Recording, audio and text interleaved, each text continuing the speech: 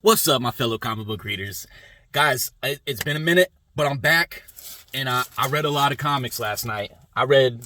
Technically I read like 13 or 14. They're all Image, but I am currently reading Saga Compendium 1, so I didn't bring the Compendium out here because there's like 52 issues in it. It's a thick old boy, you know what I mean?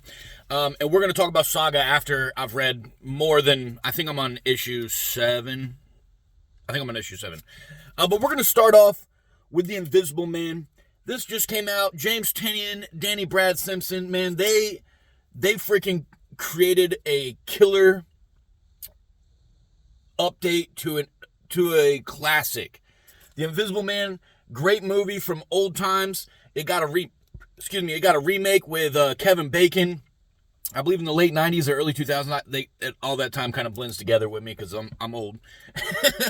But I was reading this and it felt different. It was very different than what The Invisible Man was, but it kept the same essence. He's like not a mad scientist, but he is a scientist that's kind of gets picked on by his peers. His lover's husband or her lover's husband, her lover's dad, is his boss at a science lab, and he doesn't really believe in him, and he just wants to do something unique, and he starts stumbling across how to turn himself invisible, and it comes out originally as him turning a lab pet invisible, and then some dark stuff starts going on. So this one in particular isn't necessarily like, you haven't experienced the true evil that is the Invisible Man yet, but it's starting to help you understand of how evil he thinks and how he's about to start going crazy. So if you're interested in Invisible Man or just like good setups to a horror story, man, this is a great issue 1. I highly recommend it. And if you're a James Tynion fan, right up his alley, man. But next up, we got another big title, another big writer, man. Escape #1 from Rick Remender and Daniel Acuna. Amazing, dude, amazing. It is like a throwback to like a world war, and he's a pilot going down behind enemy lines, and as you can see, he's not human. They're bears, dogs, bulldogs, birds, whatever, and they're fighting bats. Bats are the bad guys, and like I said, they go down behind enemy lines, and he has to like fight his way out, but originally, it's not, obviously it's fictional, right? Like, obviously, bears and bulldogs didn't go to war with bats, right? But it's very realistic in the mindset. Like, he doesn't come out like, there's 40 guys that watch his plane go down, and he finds a way to hide from them. And he doesn't come out guns blazing trying to kill 40 guys. You know what I mean? He hides and waits for his opportunity. And is very strategic in the way he's going to do this. And I thought this was a great first issue, and I'm very much looking forward to seeing what Rick Remender and Daniel Acuna can do with this, because the art was great, the story was great. I'm excited to be reading this one. And if you're not reading it, if you like war, pick it up. Next up, we got another absolute banger, man. Ghost Pepper by Ludo Lullaby. I should know that. Again, I would say not to brag, but definitely to brag. We follow each other on Twitter. Kind of a big deal. I mean, I haven't really talked to him a whole lot, but, I gave him a review on the first one. He said thank you, and I appreciate when artists just do that, man. So he's going to have my respect, and I have respect for him, not just because he's a cool guy, but the work that they're putting into this. In this issue, you find out why Ash has a problem with the way the world is right now. Because right now the world is kind of worshiping what everybody believes to be like a godlike character. But come to find out, he might be a false deity. And Ash gives you the reason of why he might be a false deity. Why you shouldn't be worshiping a false idol. But this was a great issue. They go back and forth, and he's like, just drop me off here, get rid of me, because they're kind of arguing over, why they should be respecting this guy that they've turned into a god. And Ash just like, Ash and his, the character's name is Jiminy, the little guy that's following him around. I don't know if he's actually this little. I said little. But I thought it was a great issue. The art inside of it, obviously fantastic. And this is another one. This is kind of moving up. I think by issue 5, if this continues on its current trajectory, by issue number 5, this will be in probably my top. It's already like closing in on my top 10. I think by issue 5, if it continues this, it'll be in my top 5. This is a banger right now. Next up, we got Gehenna Naked Aggression. I thought this was a pretty short issue. This guy right here, he claims to be a superhero. And the main character, she has a problem with him calling himself a superhero. And she's like, why not just call yourself a hero? Why call yourself a super? While she's beating his ass, she's having this like inner monologue and outer monologue. She's like talking to herself about how she hates people that are like him, while she's also talking shit about him to him and whooping his ass. And the kid that she kidnapped is like defending him, and the kid's like, leave him alone, let him live, don't kill him, blah blah blah blah. And he keeps like interrupting her from beating his ass, and it sets him back one time to where he starts getting the upper hand, and she's like, this is my moment to where he either beats me into jelly, because he's talking about whooping her ass too. He's either going to beat me into jelly or I'm going to hurt him really bad. And she gets her moment, takes advantage of it. This kind of felt a little bit shorter than the first two, but it was a cool little like fight issue. You know, it was the main character fighting him, and then at the end you kind of see the main, I don't know if she's supposed to be a good guy, but she's like, well, she's definitely a bad guy, because she goes into where her boss is assassinating a couple people, like them down on their knees type shit. And I think this is a pretty solid one. It's not in my top 10, but it's definitely worth reading. I'm enjoying reading it. I am thinking, well, we'll save that for later. I hate to do the whole like, hey, never mind type shit, but it's for later. I didn't put these in any particular order. I thought I put this one last, but guys, my first ever comic book that I could not finish. I don't want to say anything is horrible, because someone, as I always say, someone is going to pick this up and read it and love it. Someone might have it as their number one. You know what I mean? Like, if you have it as your number one, please let me know why. But I read probably 12, 13 pages of this, and I was like, I can't. I don't know what I'm reading. I don't know what's going on. I don't know what the story is about. I'm not entertained. I'm not smiling. I'm not laughing. I'm not crying. No emotion, just pure confusion. And I have no clue what this was even supposed to be about. I didn't finish reading it. And not because I ran out of time, not because I fell asleep. It was in the middle of the day. I had plenty of time,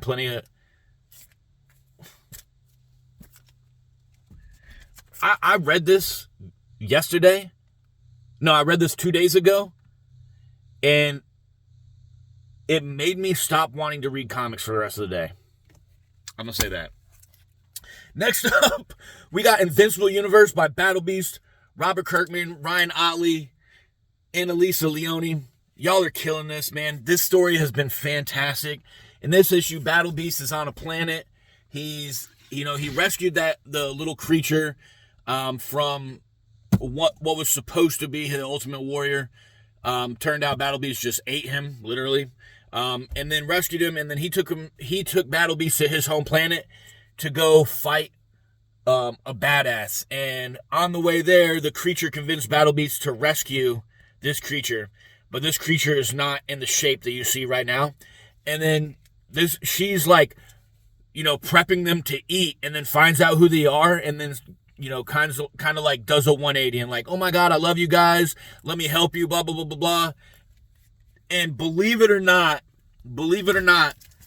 this person helps Battle Beast. This person becomes an ally of Battle Beast. So I thought this was a fantastic issue. It kind of flips your perception of Battle Beast, because Battle Beast is given this rough exterior all the time of like, I want to kill everything and I want to be killed. You know what I mean? He wants all the smoke he can get, right? But he shows sympathy and compassion and rescues this person for no reason. And then the whole time he's like, I don't want your things. You're wasting your things on me. But he goes out of his way to save her. You know what I mean? And then she turns out, she's a bad guy. And she's like about to eat them. But then turns out she has compassion. And it's like, damn. You know what I mean? But this was a great issue. A lot of flip-flopping going back in here in a good way, not in a bad way. A lot of flip-flop going on. I try my best to do reviews without giving spoilers, but I definitely, if you're into the Invincible scene and you enjoyed Battle Beast, definitely pick up this issue. Continue reading this. This is a fantastic. This is, if not number 5, maybe number 6 on my top. And going in, maybe, because Bug Wars just ended, so Bug Wars got to move out of my currents, right? So I think my number 3 moves up to my number 2. Exquisite Corpses. Absolutely phenomenal. And this one, you got, in the last 2 issues, it's been kind of like hyper-focusing on like 1 or maybe 2 characters. In this one, you have like 3 or 4 of the contestants doing different things. You find out the hatred between Lady C and the Fox Mask Killer. You find out, you find out a couple things in this issue. But I thought this was a fantastic issue. Fantastic gore. Someone might have been eliminated in this one. Maybe. Maybe. Even in the back of the book, it has a question mark next to their name. I don't want to say he or she, because I don't want to give it away. But there's a question mark next to their name. So, it's kind of a cliffhanger. I think that person is still alive. If you disagree, you can tell me why you disagree, but I think the person is still alive. But this was a fantastic issue. The only bad thing I would say about this issue is when I opened my poly bag, it wasn't a holographic card. Next up, we got Hyde Street, number 8. Fantastic issue. Pranky stole Mr. X-Ray's glasses. You see him right here. And he doesn't steal his glasses. He steals his wolf mask, and then Pranky gets turned into a little wolf boy. And then, I'm giving spoilers. Pranky goes to Mr. X to help with the mask, and then Mr. X can't get the mask off, so they have to go somewhere else and do surgery. But and part of that surgery, Mr. X gives the glasses he's wearing to Pranky. Well, he doesn't give them to him. Pranky doesn't take them, but Mr. X doesn't give them to him. You got to read that to find out how that happens. And then at the end, it's kind of a cliffhanger because Pranky kind of gets a dose of his own, I feel like something horrible is about to happen to Pranky, or at least, visually. Pranky is about to witness something horrible for himself. You know what I mean? And I think it's really affecting him. But this was a fantastic issue. One of the spin-offs that's going on right now from Hyde Street is Sisterhood, and you get to see a little bit of Sisterhood mixed into this issue. So I really appreciate that they did that. And again, excellent freaking issue. Everything Ghost Machine, Hyde Street, everything Ghost Machine is top tier. They really have not missed a single issue. And my next 2 are going to prove that. If you're reading them, the next 2 that I'm going to review are also Ghost Machine issues. Hornsby and Halo, number 9. The kid is, if you're reading this, but if not, the kid is an angel being raised by devil parents. The daughter is a devil being raised by angel parents. They find out there's a war there's a pact between heaven and hell, where they're trying to stop the ongoing war that's between them. And there's people that don't there's angels and demons that don't like that the war is on truce. They hate each other, and they want to go to war with each other. So they're trying, because part of the pact is seeing if these two can be raised as humans and learn to get along and love each other. Not be in love, but just respect each other. You know what I mean? And right now, they're kids. They're doing the typical teenage thing. As a kid, as an adult, and this is maybe off platform for me because this is off comics, right? When you're a kid, you are a victim of circumstances. You are what you have at home. You know what I mean? If you have abusive parents and corrupt parents and morally, like, chances are you go to school and you're a bully. You know what I mean? If you have parents that are loving and respecting and bend over backwards for you and teach you lessons and blah, blah, blah, you probably go to school, straight A student, great kid to be around, right? So these two are perfect examples of that. They're a victim of circumstance, but they're supposed to grow into adults, and as adults, you set your own path. When you hit 18, I'll say 18, my fiance says this all the time, at 25, your frontal cortex develops. I think it's frontal cortex. I'm not a scientist. And you kind of like establish your own path, right? Like once you've established like what kind of adult you're going to be. They're trying to get them to that point to where they can, they can see really if angels and demons have to hate each other or if there's a way to teach them to love each other. You know what I mean? So I think this issue was great, but on a bigger platform, what this series is representing is more than just a story. It's really representing like what you can really do with your life, even if you were raised in a horrible situation. You know what I mean? And I'm interested to see how Peter J. Tomasi, Ramon Bachs, John Kalisz, and Rob Leigh are going to make this story come around. I'm really loving this because I'm the black sheep of my family. Okay, like my parents love me, but I'm very much different than my family. So, and that's not a bad thing. You know what I mean? Unless your parents are like really bad people, then you want to be the black sheep, right? But like, I'm just very different from my parents. So I know that you can grow up to be different than how you were raised, right? So I'm interested to see how they're going to do with that. And I'm going to leave the rambling alone. But if you haven't picked up Hornsby and Halo, dude, if nothing else, it's Ghost Machine. So pick it up, read it, give it a shot. I'm loving it. Last but not least, we got Geiger, issue number 17. If you read number 16, you know Geiger was exposed to, well, I mean, if you've been reading it, you know he was exposed to radiation from a nuclear bomb. All right, but he just got exposed to radiation from another nuclear bomb, and it kind of jacked him up, and then he was getting attacked and blew up and fried everybody, right? But then he loses consciousness, and he's, being taken captive, and his team is looking for him, but he's being held captive right now, and, there's a lot going on inside.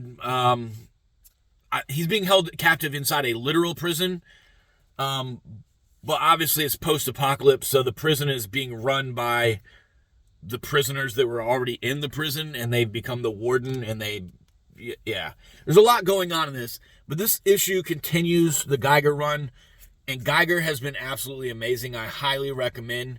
If you're looking to get into Ghost Machine, I think this is probably the premiere of Ghost Machine. This is the dominant of what's going on.